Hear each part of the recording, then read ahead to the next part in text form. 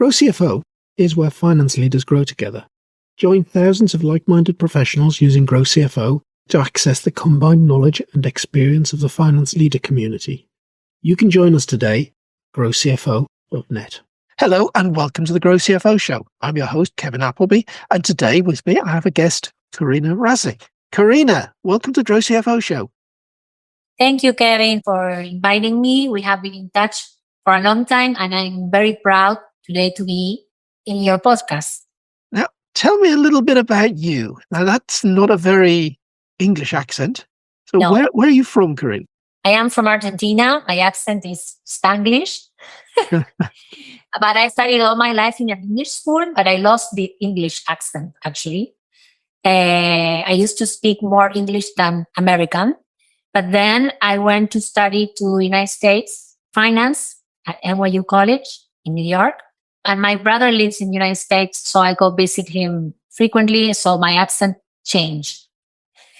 It became American accent and Spanish. Oh, wonderful, wonderful. So you're a qualified accountant and you work as a fractional CFO? Yes, I have two companies, actually. One that delivers legal services online. I worked as a CFO for my own company. I am the co-founder.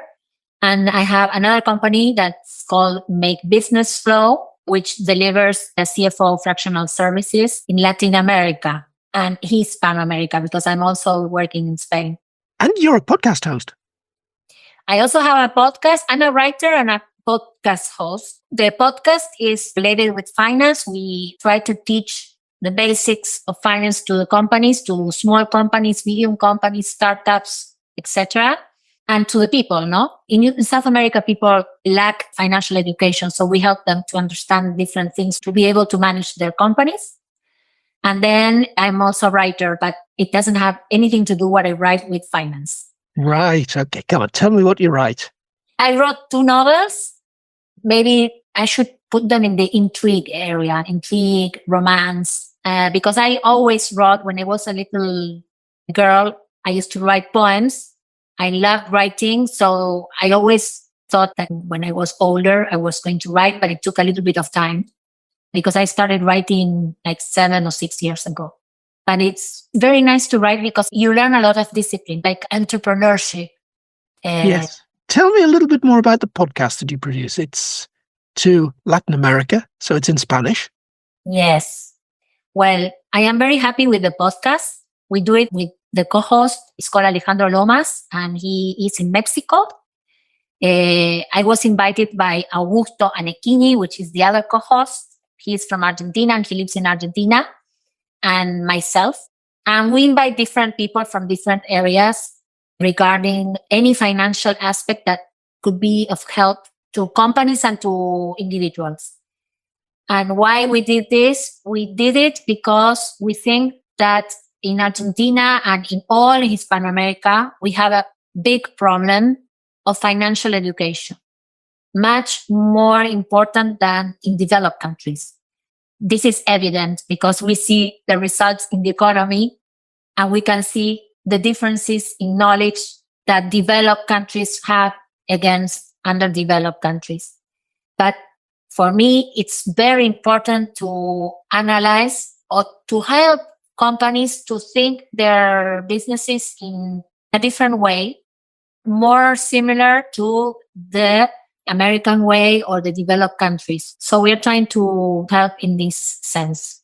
Interesting. So there's clearly a big cultural difference between, say, what we're doing on this podcast to what you do on your podcast. Yes. The basis of the cultural difference is religious for me.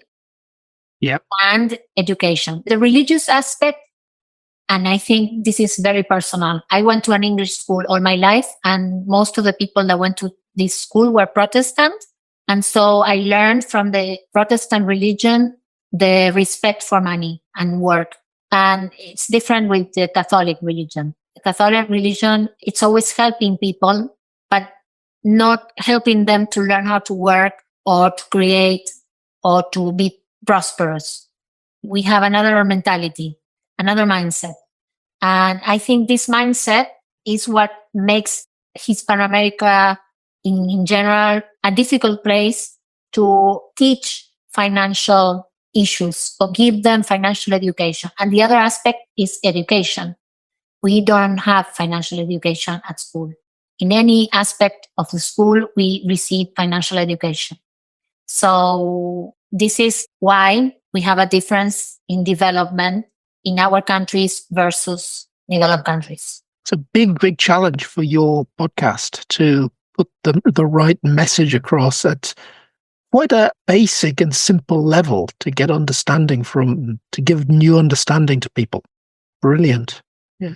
At the same time, though, you're supplying fractional CFO services. I understand that most of your clients are women. In my case, I work a lot with women for two reasons. First of all, because I think that women need more help than men.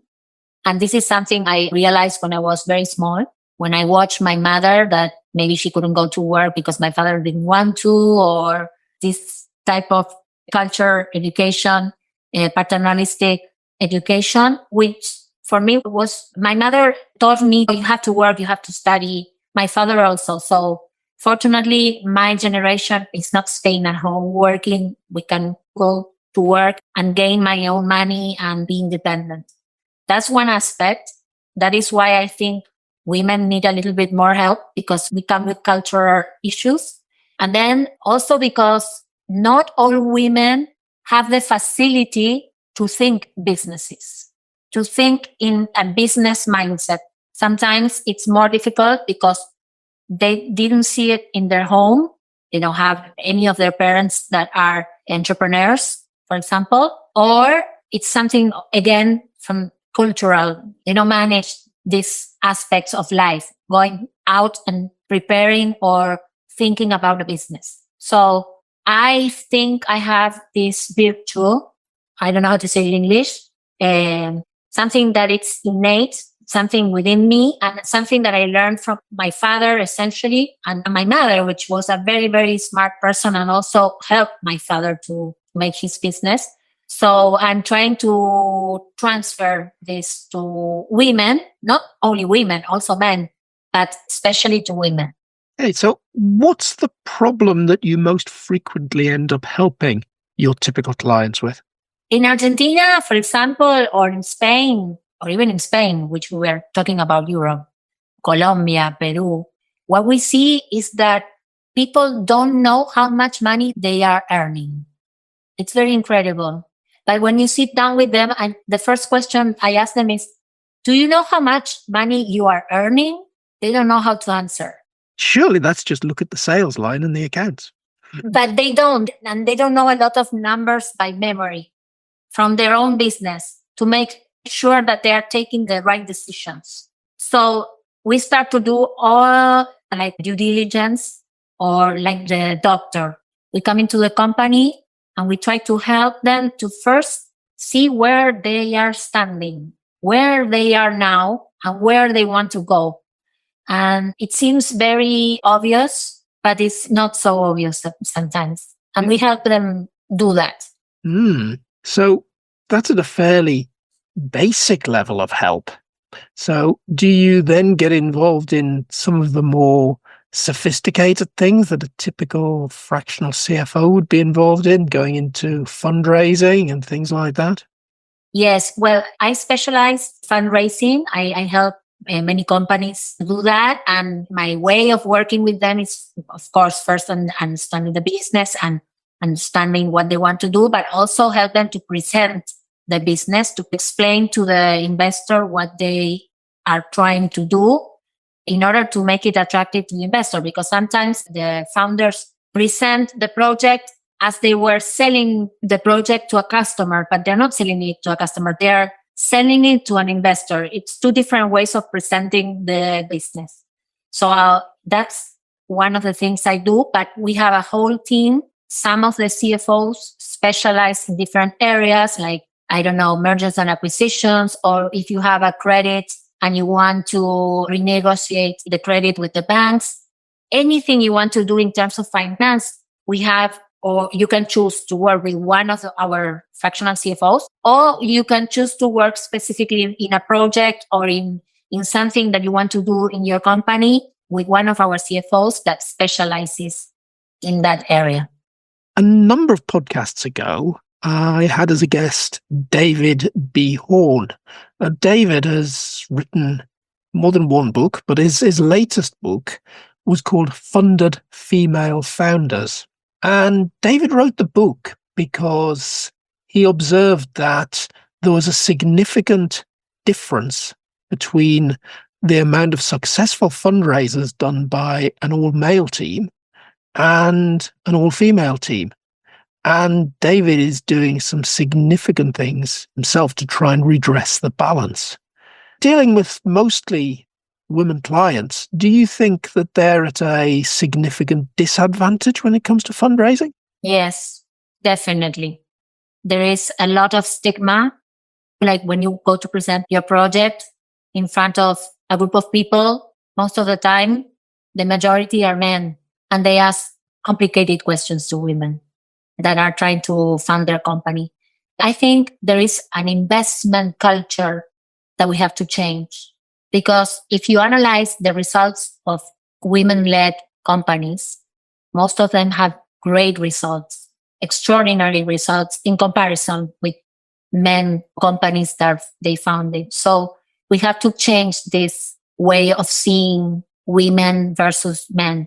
I think it's an investment culture that we have to change, and we have to help women more. That is why I am mostly involved also with women, because I also suffer it myself. I have companies. I went to look for funding, and most of the founders were women.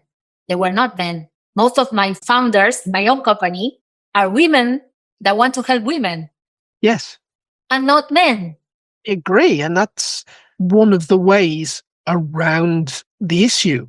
So if you're helping a typical client of yours to raise funds, what would you be doing differently in the fundraising process to help a female team succeed? Well, we have been working with one female team right now. She was looking for funding for 1 year without success. So I sat down with her and told her she had to speak like a man. She had to go and ask for a lot of money, because sometimes when women go to look for funding, they are like, I need some money, and they give like a little number. No. How much money do you need first? Really, how much money do you need? Well, I need 750,000. Let's say, let's put that number. Okay, you go there and ask for 1 million, because women are afraid that if they ask for 1 million, the person in front, which most of the times, as I said before, is a man, is going to say she's crazy. A woman doesn't need that amount of money. Okay, so I prepare her speech to be able to speak as an equal with a man, because unfortunately, we have these differences. I'm not saying they're good or bad, okay? Because I want to work with women, but I need men also to work with us. And I need men inside all the projects. It's not that I want to exclude men and put women and protect only women. It's that we all together have to help women to be able to fund their businesses. So I go there first and I help them to think in terms of the business, like a man will go and ask for money. It's very strange what I'm telling you, but it's true. When they change the way they present the project and they go there like men, most of the time people come up to them and say, how much can I invest? I'm interested. I want to put a ticket. So this is also we have to change, but this is the strategy most of the women are using today. And this is the strategy most of the women are being taught, because they feel that when they go out there and they are women, they speak like women, and they present their projects in that way, nobody listens to them. So in this case, this project was having a big problem for 1 year. It was not the project per se. It was not the idea. It is an incredible idea. It is an incredible project. It is already generating revenue, traction. It has an incredible team of women and men. But when the founder, which is a woman, went to present the project, she had a lot of problems. So I changed her mindset. I also helped her to present her business, because sometimes as I said before, communicating a business to an investor needs a different approach than communicating to a customer or communicating to your team. So I teach them this and then I go with them and we go together. It's like doing this game of the bad and the good. And so she presents the company and I do the last steps. Okay, are you in or are you out? Because we are advancing. So if you don't get on board now, we keep on going. Now we are already oversubscribed with this project that last year didn't have any interest at all. So, Karina, it sounds as though you are acting in that role as fractional CFO. You're acting as much as a personal mentor to the founder as you are a CFO. Well, depending on the company I am contracted or where my team is going to work, depending on the company. Sometimes the company is a startup, so they need another services apart from the CFO fractional. And if it is a medium, small company, they already have some structure. And so we have different approaches, but we adapt ourselves. If the company is not looking for funding, I can help them with finance, but I don't intervene in that area because they already have the people, experienced people doing that. But if they ask me to do that, I help them and try to achieve the goal. Yeah. So we've mentioned Spain, we've mentioned Argentina. By and large, where are most of your clients based? Most of my clients are based between Argentina and Spain right now. So it is mixed. Yes, but we are starting to work with customers in Peru, Colombia, Mexico. We are expanding. We try to look for CFOs, fractional CFOs in the area, which are very few.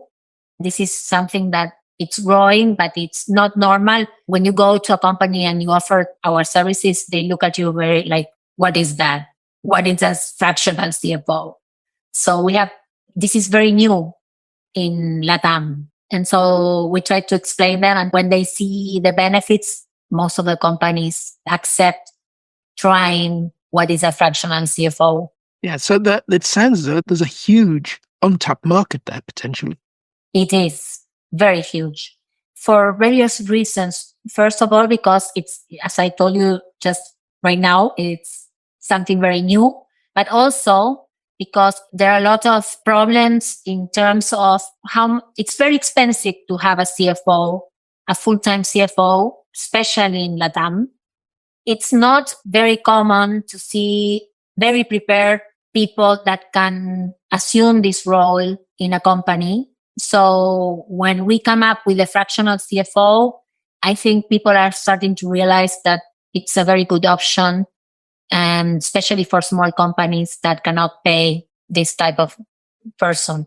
Is one of your challenges then running a firm that supplies fractional CFOs, then finding the people to employ yourself to give those services? Well, we have two options. We go and look for Argentinian people that most of them are very prepared in terms of financial crisis and are very good and are not very expensive. And also we are starting to try working with India in terms of finance. And so although they speak English, we can put in front a person that speaks Spanish representing the company, but behind us, all the necessary numbers, Power BI or etc. we need to do, we can do them through Indian companies that are excellent in that area, and they can help us to analyze the numbers. And so we're trying to make a business with this type of condiments, I say, because as I said before, in LATAM, it's very difficult to find the right person to do the job. So, Karina, you mentioned right at the beginning when you introduced yourself that you were involved in two companies. Tell me a little bit about the other one. Well, we provide legal services online. It's a marketplace, but it's also a B2B business. What we do is we offer sort of well-being to the people that work in companies that are having legal issues. It can be a divorce. It can be a succession, like somebody died in your family and you have to it's the succession. I think it's in, how do you say it in English? Inheritance. Inheritance. Administer the estate. Yes. Yes, right.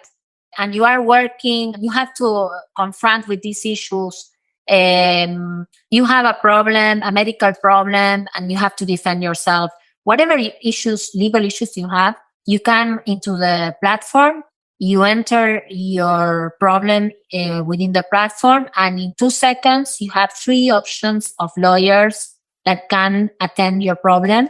You have to choose one, and you start having a dialogue and trying to find out if the person is the correct person. If this is not the correct professional, you can select another one. Interesting. It's effectively, it's not a platform that's giving you the advice. It's a platform that is linking the individual to the person that can give advice. Exactly. Yeah. Yes. No, because in legal issues, you cannot, but we believe that artificial intelligence is not completely ready yet to give advice for such delicate problems. Right. We have our own lawyers. So what countries are you serving through that venture? We are working with Mexico, with Spain, with Argentina, and Paraguay. Brilliant. Yeah. So that's a number of different legal systems then that you're able to offer services across. Yes, but we have lawyers in every country because our platform differs from other platforms that we don't charge the user. The person that has a problem can enter the problem free. We charge the lawyer to belong to the platform. So if the lawyer wants to belong to the platform, they have to pay a subscription, very, very low subscription. Well, it's an easy way for the lawyer to get good, strong leads. Yes. Yes. So 2 completely different ventures, plus running a podcast, writing books. Where's Karina going to be in 5 years' time? Well, I had a very big company in Argentina that had 4,000 employees. We have a revenue of $300 million, and suddenly the company was sold, Yep. and I didn't know what to do. I was bored. Yes, that's Yeah. Yeah, I can get that. I can see a very active mind that suddenly with that taken away, you'd be saying, oh, what's next? What on earth can I do? Yeah. I really was bored. I'm going to tell you something in my intimate life with my husband. We were married and my husband said, you don't need to work anymore. Come on, enjoy life. And I was, yes, you're right. And 6 months later, I felt like a plant. It's like, no, this is not the life I want for me. And so he was laughing. He laughs all the time because he says, you do what you want. But for me, it's a pleasure working. It's a pleasure helping people mostly. And in 5 years, I think I'm going to be a very successful person. But because, why am I saying this? Because when I was young, I used to work in my family business. So the successful person was my father. My father was the one that created the company, a very intelligent man. He worked all the time. So I learned from him a lot of things, but I was not the one successful. He was the one successful. Yeah. So I want to be successful as my father. It's not easy today because you have a lot of competition, but I think in 5 years, this is where I'm going to be. How do you measure that success? Is that simply income or is it something else? Not specifically income. For me, income, I live here in France in the middle of the Campina Française. For me, it's not important the material things or the income. For me, it's important to communicate to people something that will help them and they will recognize that. For me, that is more important. Also, my family, of course, not my children and my personal things, but transcend and give something here, construct something, help somebody construct something. This is for me. It's about making a difference and adding value. Yes. For me, that's being successful and being happy, doing this and also being happy. Brilliant. Love that attitude. How do you make sure that you're only doing things that make you happy? Well, when you get older, you choose what things you want to do or what things you don't want to do, or what people you want to be, you have beside, and what people you don't want to have beside. And this cleans the air and makes you more fluent and more happy. for me. This is what I feel. But also working makes me happy. I think it's my DNA. It's something that I have it inside. So today that we get old, but we live many years, we can work for many more years, although in companies, sometimes you have to retire 67 or 65, depending on the country. I think I'm going to be working until very old and very happy and being very active. I don't see me stopping anytime soon, and those ages aren't very far away from me, but I don't actually see me stopping. Enjoy things too much. Well, that's a great subject because today we are talking with some women, my friends, about helping people that retire to do something, to build a company, to build a little business, to build again at 65, 67. And we are talking about preparing a program for these people to help them think about what they want to do next. And start thinking it now at 50, not at 60. Yeah. 50. Yeah, why not? Because you look back, and when 65 became the retirement age here in the UK, average life expectancy was about 70. Average life expectancy now is well beyond 80. So that's a lot of years to think about something else to do, something different, a second career, and possibly a time that you don't have to earn quite as much because outgoings aren't necessarily as big and there are pensions around. You can do something very, very different. I think it's it's a time of life to take as an opportunity. Yes, I think there are a lot of opportunities until you die. Yes. And if you are in good shape and you're healthy, you can capture those opportunities. There's no problem. Absolutely. Yes. Karina, thank you very much for being this week's guest on the Grow CFO Show. Thoroughly enjoyed the conversation. Thank you for inviting me. I enjoy it too.